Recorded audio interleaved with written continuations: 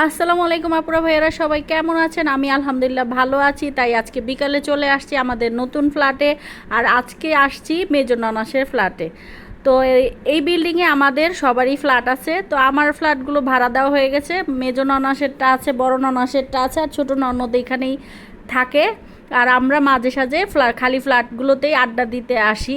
আর কিছু খেতে ইচ্ছে করলে চা নাস্তা করে খাই। তো আজকেই সেরকম আয়োজন।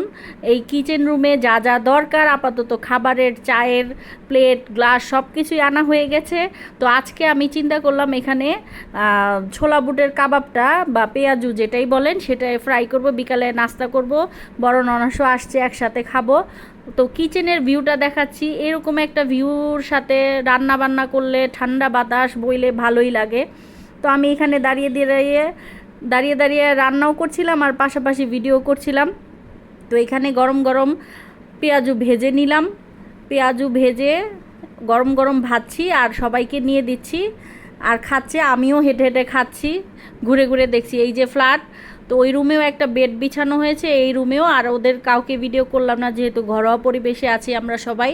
আর এটা হচ্ছে বারান্দা। তারপরে আবার গরম গরম স্যান্ডউইচ আনা হলো, গরম বলা হলো কারণ এটা একদম টাটকা বানিয়ে দিয়েছে। তো গরম গরম স্যান্ডউইচ খেয়ে, তো টাটকা স্যান্ডউইচ আমরা খাওয়ার জন্য প্রস্তুতি নিচ্ছি। আর আমি এইদিকে এক হাতে মোবাইল রেখে এক হাতে ফোন নিয়ে এক হাতে খুলতে পারছি না, বলছি খুলে দাও।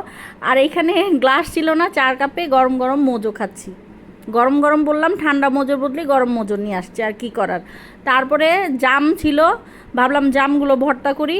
তো হাত দিয়ে চটকে চটকে ভর্তা করলাম। আর জামগুলো ভীষণ টক ছিল, তাই কাঁচামরিচ, লবণ আর একটু চিনি দিয়ে তারপরে হাত দিয়ে কষলে কষলে ভর্তা করে সবাই একসাথে খেলাম। এই ছিল আজকের ভিডিও। আল্লাহ হাফেজ।